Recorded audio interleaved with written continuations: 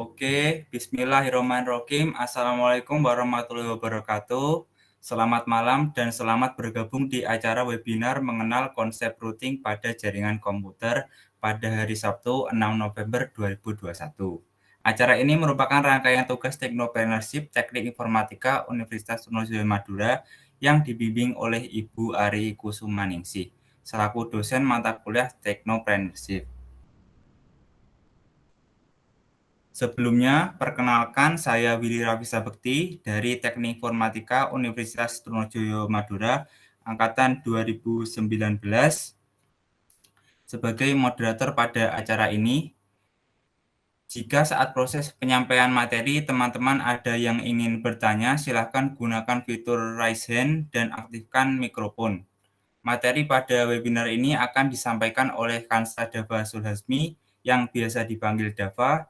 Dava adalah mahasiswa Teknik Informatika Angkatan 2019 Universitas Trunojoyo Madura yang saat ini menempuh kuliah di semester 5.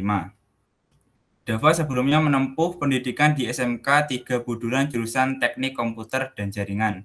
Selain itu, ia juga telah menyelesaikan sertifikasi Junior Network Administrator dan Intermediate Network Administrator yang diselenggarakan oleh Kominfo dan BPPTIK. Sebelum kita masuk ke materi, kami sampaikan tool yang pemateri gunakan di sini adalah Packet Tracer dari Cisco. Teman-teman boleh mempraktekkan apa yang disampaikan oleh pemateri, namun boleh juga menyimak fokus kepada materinya karena sesi webinar ini akan direkam dan nanti akan kami upload di channel YouTube Kansa Dava Sulhasmi. Selanjutnya, saya sapa dulu pemateri kita pada malam hari ini. Halo Kak Dava. Halo. Ya, selamat malam. Apakah sudah Assalamualaikum siap warahmatullahi untuk wabarakatuh. sharing-sharing bersama teman-teman ini? Ya, siap. Oke, langsung saja kita masuk ke sesi materi. Kak Dava, silahkan menyampaikan materinya. Siap. Apakah sudah terlihat ya materinya? Sudah, Kak. Sudah, siap. Sekarang mulai saja materinya untuk mengkonfigurasi routing pada Cisco. Nah, untuk routing sendiri itu menggunakan router ya. Router merupakan network device yang digunakan untuk melakukan fungsi routing. Dan routing sendiri adalah melewatkan paket data dari satu network ke network yang lainnya. Ini contoh router ya, itu motherboardnya, kemudian ini contoh back panelnya, kemudian ini contoh router board MikroTik 1100, dan ini komponen-komponen yang ada di dalam router tersebut. Ya. Router sendiri itu memiliki sistem operasi. Contohnya Cisco memiliki sistem operasi yang disebut IOS, yang singkatannya adalah dari Internet Work Operating System. Sedangkan router MikroTik biasanya memiliki sistem operasi yang berbasis Unix. Nah, secara umum router Cisco sendiri yang menggunakan koneksi serial kecepatan rendah yang dihubungkan langsung oleh dari router ke PC. Kemudian bisa menggunakan remote koneksi dial-up modem ke router melewati port AUX. Ataupun juga bisa melewati telnet. Tetapi untuk akses telnet, biasanya setidaknya harus ada satu interface router yang sudah dikonfigurasi alamat jaringannya, dan juga virtual terminalnya harus dikonfigurasi untuk melakukan login ke telnet tersebut. Nah, kemudian IaaS milik Cisco. IaaS milik Cisco sendiri ada dua akses, yaitu execute mode dan privilege exec mode. Exec mode hanya bisa digunakan untuk perintah-perintah terbatas yang bersifat monitoring atau view, seperti show IP address, show ARP, atau show routing table. Biasanya ditandai dengan tanda lebih besar, kemudian privilege X mode. Nah, privilege X mode sendiri biasanya digunakan untuk mengakses router dan juga untuk beralih ke model global configuration model. Ya, biasanya ditandai oleh simbol pagar. Nah, global configuration sendiri digunakan untuk mengonfigurasi settingan jaringan dari router.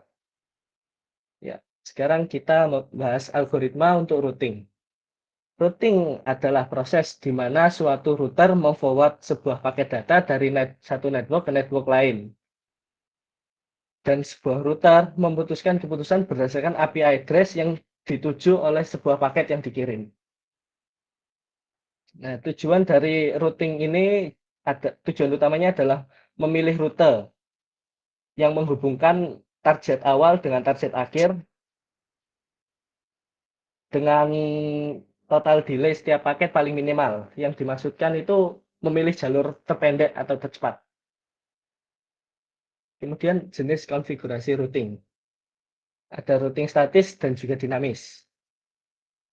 Routing statis terjadi ketika admin secara manual menambahkan rute-rute di routing table dari setiap router.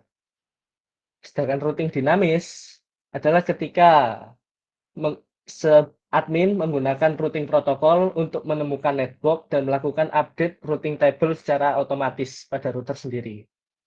Dan itu benar-benar lebih mudah daripada melakukan routing statis.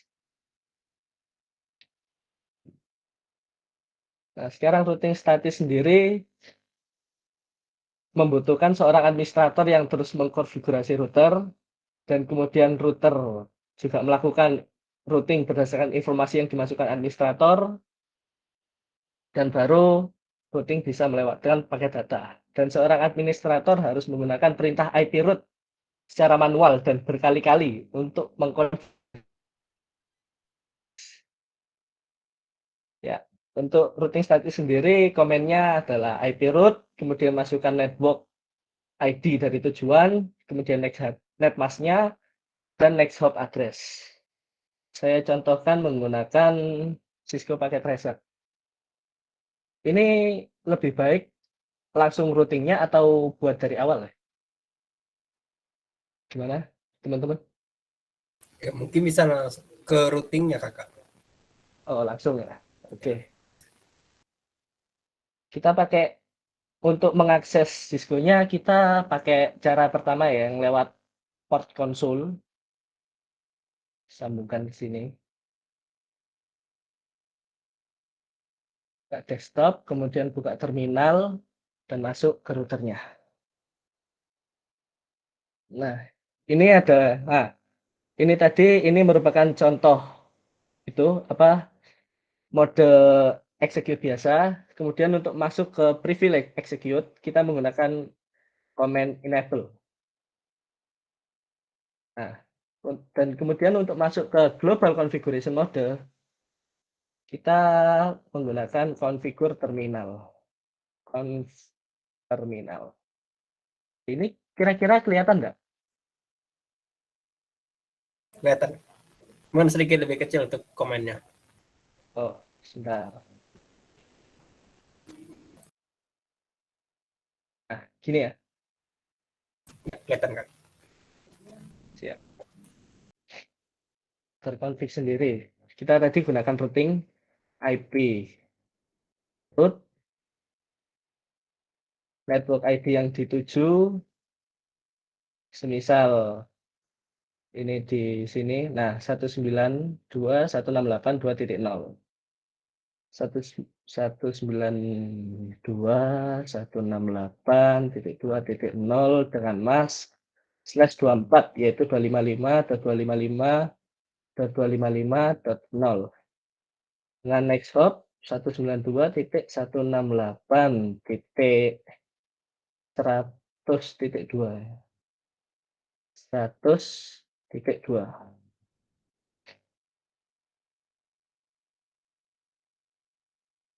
Ya. Nah, ini sudah, kemudian setting juga router satunya. Langsung. Pertama dicoba dulu ya untuk ping dari sini ke sini. Itu fail. Pingnya fail. Nah, setelah di routing nanti harusnya menjadi sukses. Terminal. enable konfigur terminal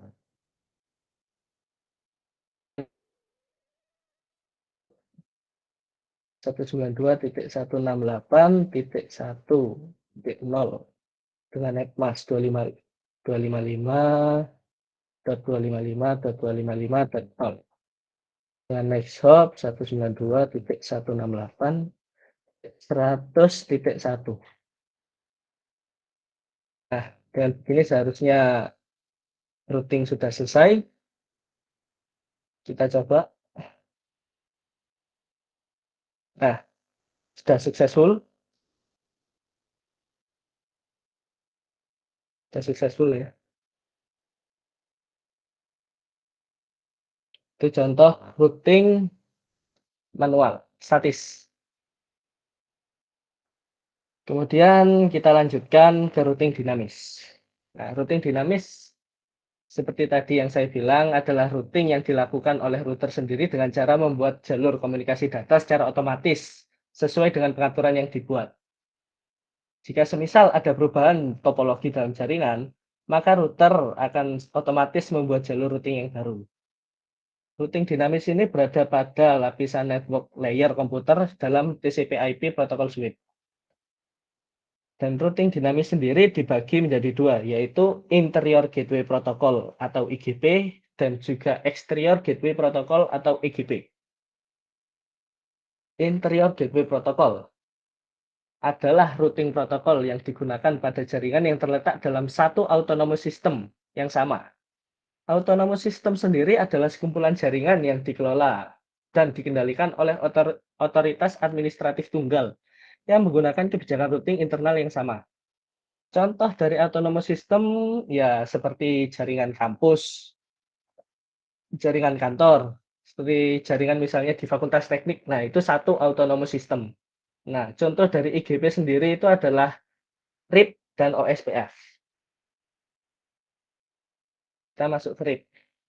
RIP atau Routing Information Protocol adalah routing protokol dengan jenis distance vector. Pemilihan jalur routing berdasarkan jarak terdekat dari router awal ke tujuan. Nah, jarak dari router ke tujuan disebut dengan hopcon, sedangkan jarak antar router disebut hop. RIP sendiri memiliki dua versi, yaitu versi 1 dan versi 2. RIP versi 2 merupakan penyempurnaan dari RIP versi 1. Jika pada versi 1 tidak mendukung VLSM, maka pada RIP 2 sudah mendukung hal tersebut. Akan tetapi, RIP versi 2 hanya bisa menerima routing update dari sesama RIP versi 2. Sedangkan RIP versi 1 dapat menerima routing dari versi 1 maupun versi 2. RIP sendiri merupakan open standard protokol yang berarti dapat digunakan pada jaringan yang berbeda vendor atau berbeda perangkat. RIP cenderung digunakan pada jaringan yang berskala kecil. RIP memiliki keterbatasan hop dengan jumlah maksimal sebesar 15 hop saja. Nah, kelebihan dan kekurangan RIP. Kelebihannya mendukung VLSM dan CIDR, khusus untuk RIP versi 2, kemudian mudah dalam konfigurasi, tidak kompleks, dan mampu menonaktifkan auto summary route. Sekali lagi, itu hanya khusus untuk RIP versi 2, dan juga mendukung mekanisme autentikasi. Kekurangannya tidak mendukung VLSM dan CIDR untuk RIP versi 1, batas hopnya terbatas sekali, yaitu 15 hop, tidak bisa menerima dari versi RIP yang berbeda untuk RIP versi 2, proses konvergennya sangat lambat, dan juga melakukan update looping terus-menerus sehingga membuat trafik jaringan menjadi padat. Nah, ini adalah contoh komen routing RIP, router RIP, kita gunakan versi 2 dan kemudian network ID yang berada di dekat router tersebut. Kita contohkan menggunakan tadi, kita gunakan ini ya, ini RIP.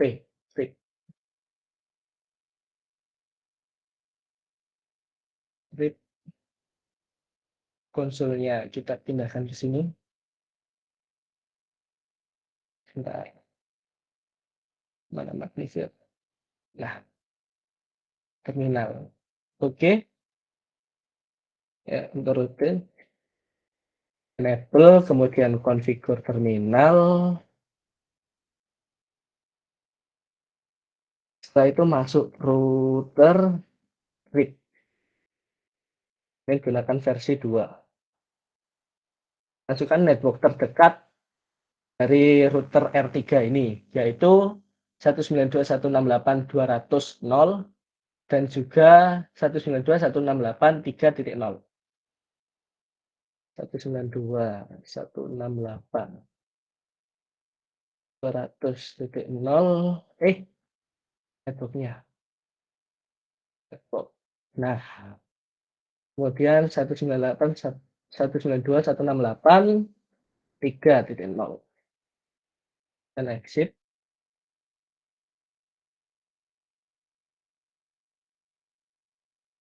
Setelah itu router R4 juga disetting.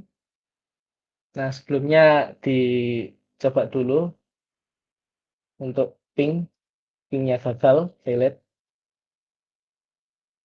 juga.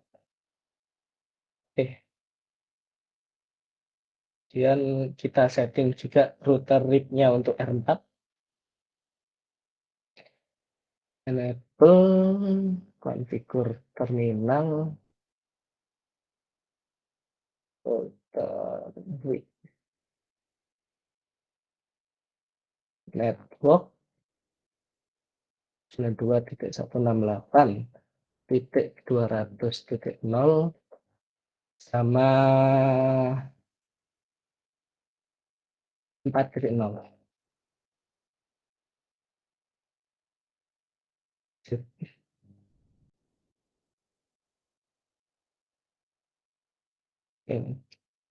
Pertama violet ya, ini karena routernya secara dinamis, jadi dia perlu menentukan jalur terlebih dahulu. Kemudian setelah dicoba lagi,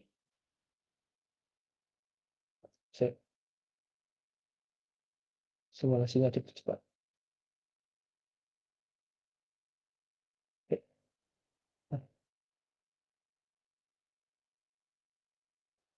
Bentar. Lihat di terminal itu. Sepertinya ada yang salah. Oh, iya, lupa. Nggak pakai itu, versi 2. Nggak bisa diterima makanya. Nah, harusnya udah bisa.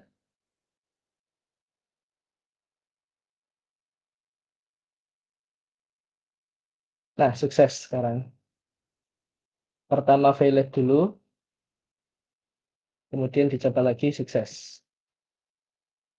Nah, ini bakal sukses terus sudah.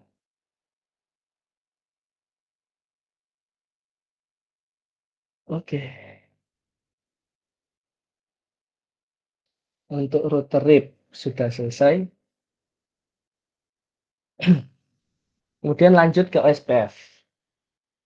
OSPF merupakan link state routing protocol di mana pemilihan jalur routingnya menggunakan kondisi link. OSPF akan memberikan sebuah cost untuk setiap link yang ada. Cost yang memiliki nilai paling kecil akan dijadikan sebagai acuan untuk menentukan jalur routing. Nah, OSPF sendiri menggunakan algoritma Dijkstra untuk menentukan jalur serta menghasilkan peta topologi jaringan, sehingga OSPF akan mengetahui seluruh jalur yang ada pada jaringan tersebut. Pada OSPF, terdapat konsep area yang bertujuan untuk mengurangi penyebaran paket LSA, yang nantinya akan digunakan untuk bertukar informasi routing date. Nah, pada OSPF, terdapat area yang harus ada, yaitu area 0 atau biasa disebut area backbone. Dan selain area backbone, kita juga bisa membuat area sendiri, misal area 1, area 15, area 20, area 30, dan yang lain. Namun setiap area tersebut harus terhubung ke area 0 atau area backbone. Nah, kelebihan dan kekurangan OSPF. Kelebihannya adalah bisa digunakan pada mendukung VLSM dan CIDR, tidak memiliki batasan hopcon. Juga merupakan open standard protokol sehingga bisa digunakan pada vendor yang berbeda dan juga memiliki proses konvergensi yang cepat, mendukung mekanisme autentikasi, dan juga hanya melakukan update ketika terjadi perubahan jaringan. Nah, kekurangannya, OSPF mengonsumsi banyak resource dan membutuhkan perencanaan dalam mendesain dan mengimplementasikannya dalam sebuah jaringan. Nah, ini konfigurasi OSPF. Router OSPF, masukkan ID prosesnya, kemudian network ID terdekat dengan wildcard mask. Nah, wildcard mask ini sendiri kebalikan dari broadcast, kebalikan dari subnet ya. Jadi 255.255.0, maka wildcard mask-nya sebaliknya, yaitu 0.0.0.255. Kemudian masukkan area berapa. Coba di situ. Ini kita ganti jadi OSPF saja. OSPF.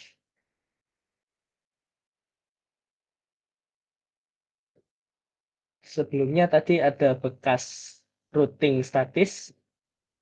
Kita hapus dulu. Oke. No. Untuk menghapusnya, kita zoom terlebih dahulu. Untuk menghapus sebuah komen, di Sixwo sendiri tinggal menambahkan kata no di depan komen tersebut.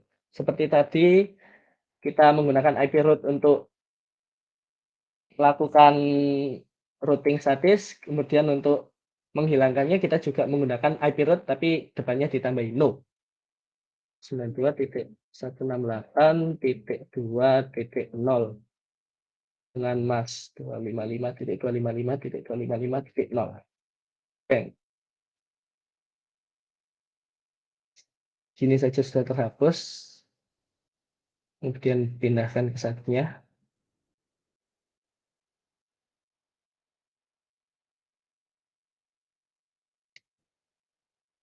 Label, konfigurasi terminal, dan no IP route 92.168.2.1.0 net mask 255. Nah, kita coba file karena routingnya sudah dihapus. Dan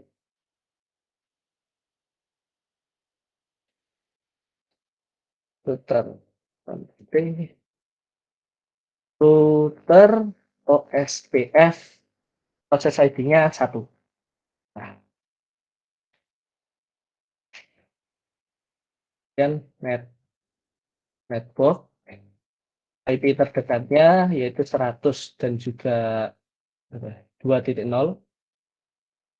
192.168.100.0 dengan wildcard 0.0.0.255 area 0.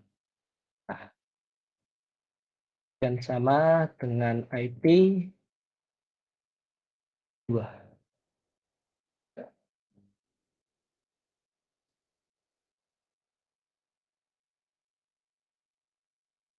Kemudian setting router satunya juga R1.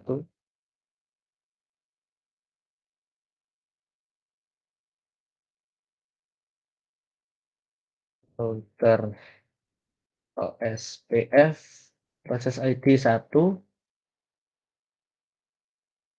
network 192.168.100.0 wildcard 0.0.0.255 area 0.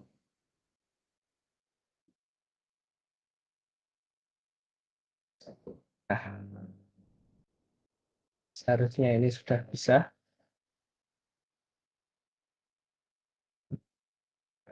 Nah, sukses ya. Sukses. Ya, SPF dan RIP sudah selesai dirutinkan. Kemudian kita lanjutkan ke EGP. EGP sendiri adalah Exterior Gateway Protocol. Nah, jika tadi EGP digunakan untuk menghubungkan router yang terletak pada satu AS yang sama, maka EGP merupakan digunakan untuk menghubungkan router antara sistem autonomous yang berbeda. Jadi routing protokol ini digunakan untuk routing keluar lingkup jaringan tersebut. Jadi diroutingkan keluar AS protokol. Contoh dari EGP ini adalah BGP. BGP atau Border Gateway Protocol merupakan satu-satunya routing protokol yang berfungsi sebagai exterior gateway protocol. BGP sendiri menghubungkan router-router yang berbeda, router-router yang AS-nya berbeda. BGP terletak di bagian terluar dari suatu autonomous system. BGP sendiri termasuk dalam, namun pada kenyataannya dalam pemilihan jalur, BGP tidak hanya menggunakan acuan jarak, namun juga menggunakan parameter dan atribut lain yang lebih kompleks. Bahkan ada yang menyebut BGP sebagai path vector routing protocol karena BGP tidak hanya menentukan jalur yang terbaik, tapi juga membentuk mekanisme routing yang bebas dari routing loop. BGP itu sering digunakan sebagai koneksi antar ISP. Ya. Dalam penerapannya nanti akan ada banyak kebijakan-kebijakan antara pihak yang menggunakan BGP itu sendiri, sehingga juga akan mempengaruhi konfigurasi dari BGP itu. Di sini kelebihannya BGP itu lebih powerful dari routing protokol yang lain, karena memang fungsi awalnya memang untuk jarak jauh, routing jarak jauh, exterior gateway protocol. Dan sekali lagi, BGP juga mendukung VLSM dan CDR. Kekurangannya konfigurasinya kompleks, lebih kompleks daripada yang lainnya. Tapi di sini kita gunakan contoh simpelnya saja. Ini contoh simpelnya, router BGP, nomor dari autonomous system, kemudian masukkan neighbor, next hop, dan remote S, target, autonomous system yang dituju. Kemudian masukkan IP yang akan di-share. Sekarang saya contohkan lagi. BGP. Sebentar. No. BGP. BGP-nya di tengah. Menghubungkan bukan OSPF dan RIP menggunakan BGP. Kita sambungkan kabel serial dari sini ke sini. Nah,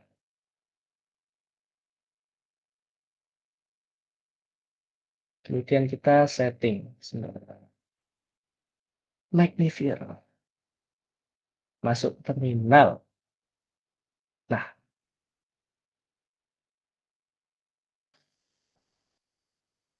dan exit pertama kita berhubung tadi serial tidak dipakai, jadi kita config dulu serialnya.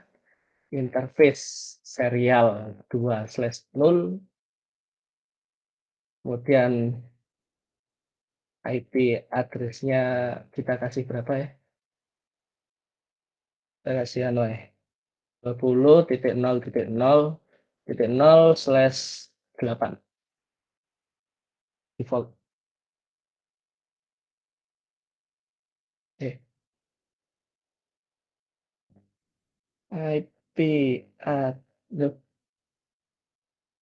IP address 20.0.0.1 dengan network 255.0.0.0. Nah, no shutdown.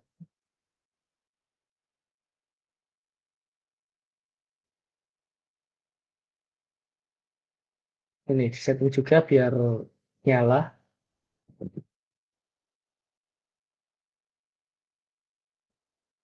Enable stay INT SE2/0. IP address-nya 20.0.0.2. Manage mask 255.0.0.0. Nah, saya keluar dulu. Belum di Jangan lupa ya, setiap setting sebuah interface pakai no shutdown biar interface-nya nyala. Kalau nggak dinyalakan nanti percuma soalnya nggak bakal nyambung. Nah, sudah hijau, sudah up dua-duanya. Kemudian kita coba setting BGP. Setting BGP. Sip. BGP tadi router BGP ini AS2 contohnya misalnya. Kemudian neckboard-nya next hop-nya ini 20.0.0.1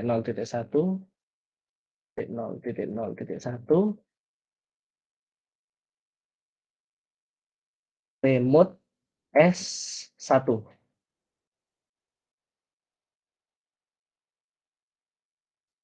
Kemudian masukkan ini network ID yang terhubung ke jaringan BGP ini. Network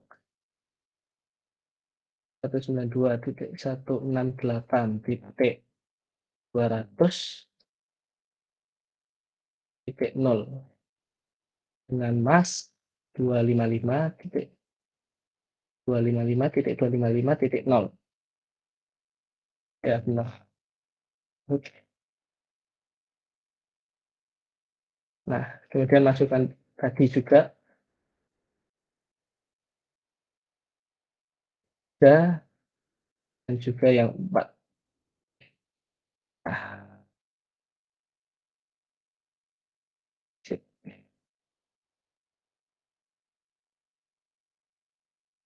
Kemudian setting juga yang satunya. Konsol. Terminal. Exit dulu, kemudian router BGP. Tadi 2, sekarang yang ini 1. Nah, neighbor 20.0.0.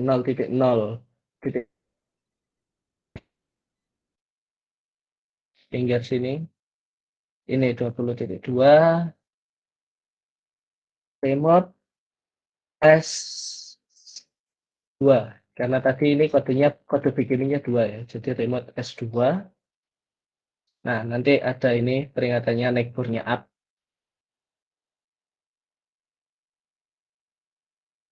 Setelah itu masukkan network 92.168.1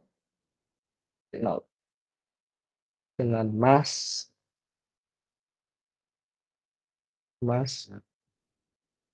255.255.255.0. 100 ini harusnya 100 sama 2 harusnya. Nah, harusnya ini sudah terhubung. Coba ping sini sampai sini sukses, yang sini sukses.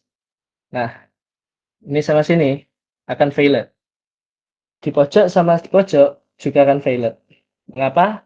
Karena di sini belum diberi root redistribution. Nah, root redistribution sendiri adalah proses yang memungkinkan jaringan menggunakan protokol routing untuk meruntuhkan trafik secara dinamis berdasarkan informasi yang dipelajari dari protokol routing yang berbeda. Seperti ini tadi contohnya OSPF, BGP, dan RIP. Mereka tidak bisa kerjasama karena beda protokol. Nah, tanpa root distribution, router atau virtual router yang mengadvertise dan membagikan root dengan root lain hanya menjalankan protokol routing yang sama. Biasanya root distribution hanya diperlukan di jaringan yang lebih besar, yang rutenya benar-benar berbeda antara satu ruangan di ruangan dan juga di ruangan lain. Nah, ini contoh konfigurasi root redistribution. Untuk RIP, redistribute connected, dan default information originate. Untuk OSPF nanti seperti ini, dan juga BGP, redistribute BGP nomor AS-nya. Kita coba. Untuk ini OSPF. OSPF. Masuk ke terminal. Belum tak zoom. Nah, masuk ke router BGP 1 tadi. Kemudian kita redistribute OSPF-nya. Redistribute OSPF ID 1.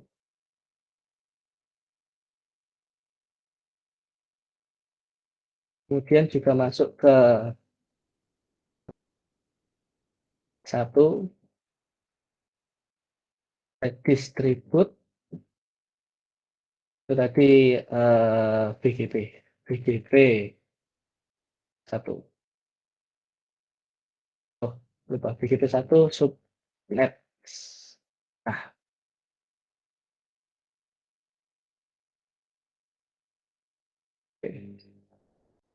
Kemudian kita coba yang ini.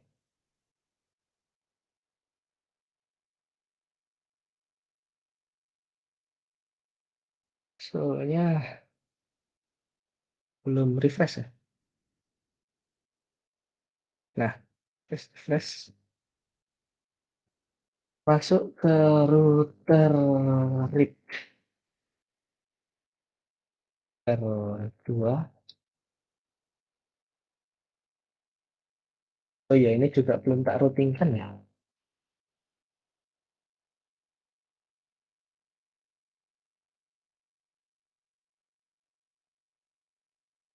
Tadi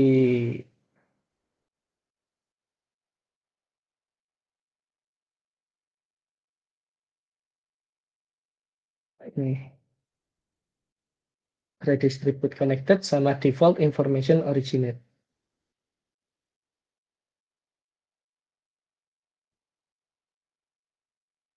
Redistribute connected dan default information originate.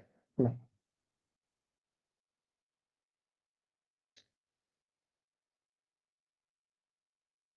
Bismillah, seharusnya bisa. Sukses. Sukses. Nah, sudah sukses ya. Redistribute itu bisa menghubungkan beda protokol antara OSPF, RIP, BGP, dan juga nanti yang lainnya. Misal ada successful.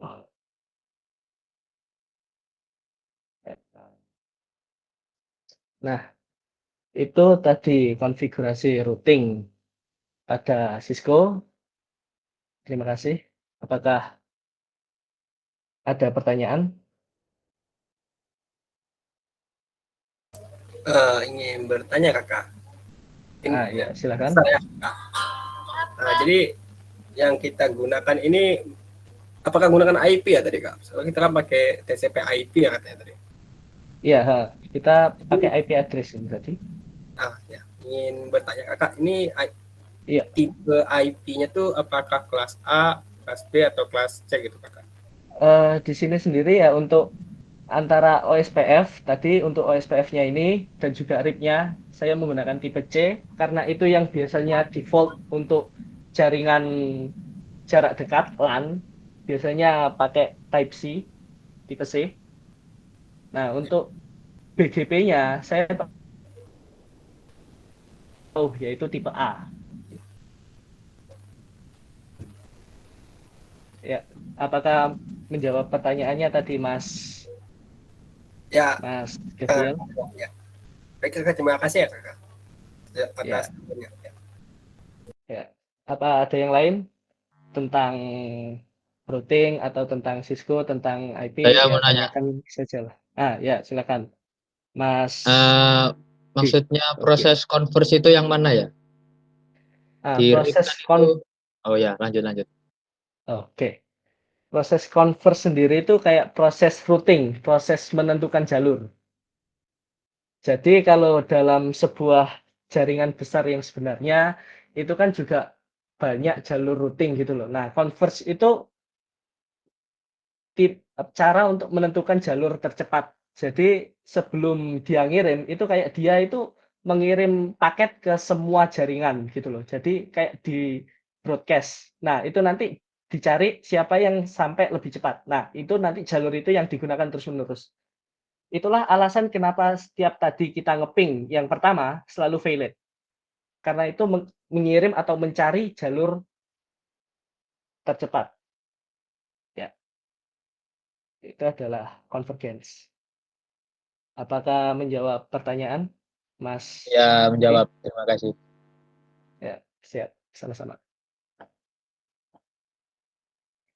Nah, yang lainnya?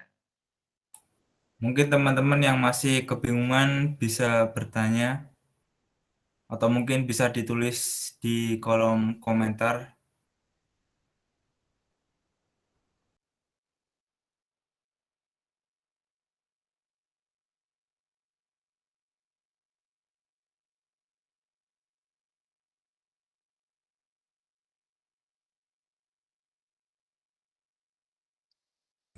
Permisi Mas, mau bertanya boleh? Ya, silakan. Nah, ini kan tadi membuat dua autonomous ya Mas ya. Terus dihubungin dengan BG itu tadi, BGP itu tadi. Nah, bagaimana jika kita membuat sebuah 3 atau lebih autonomous ya, yang nantinya akan kita gunakan. Nah, itu hubunginnya gimana Mas? Pakai BGP, satu BGP atau 2 BGP? Terima kasih. Ya, itu bisa saja. Semisal gini ya, di sini ada, saya contohkan langsung, di sini ada, anggap aja di sini ada itu baru, network baru. Nah, ada network baru di sini. Nah, nanti kita daripada kita buat 3 BGP, kita lebih baik taruh satu router di tengah-tengah. Nah, ini nanti kita hubungkan dengan BGP yang sama. Jadi ada 3 jaringan terhubung pada satu router dan router ini dibuat setting BGP-nya. Jadi kita tetap itu lebih efektif menurut saya. Baik, jadi membutuhkan satu buah router lagi itu Mas ya untuk konfigurasi dari BGP-nya. Ya. Oke. Makasih. Siap.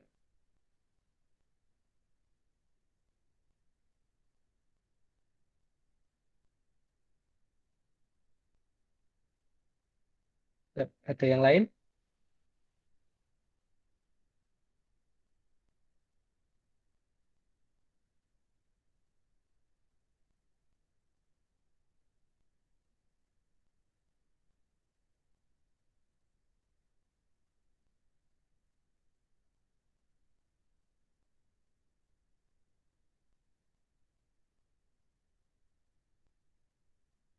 Apakah ada yang lain lagi? Nah, jika tidak, saya kembali serahkan ke moderator.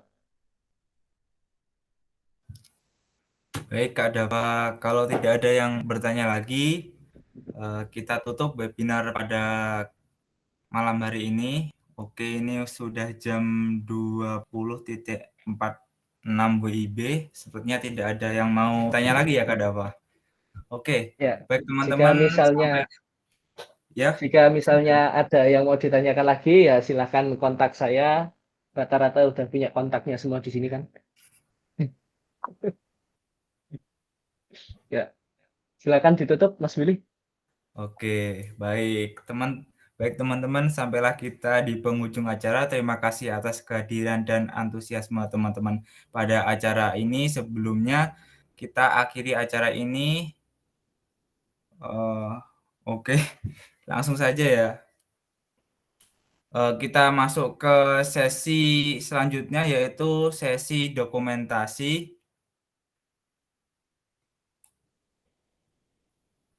Boleh mohon open cam yang bisa open cam. Monggo silahkan open cam yang bisa open cam. Yang bisa dan berkenan.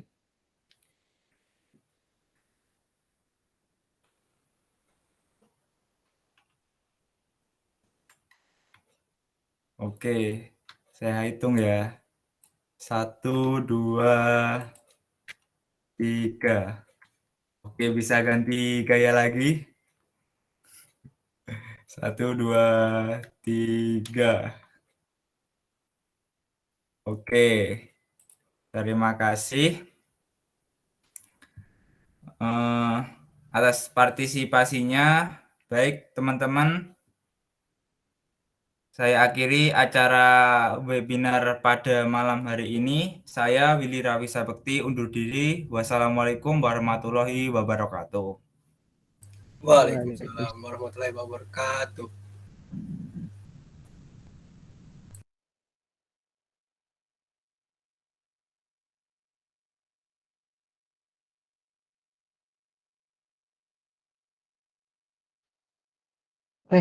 Seram.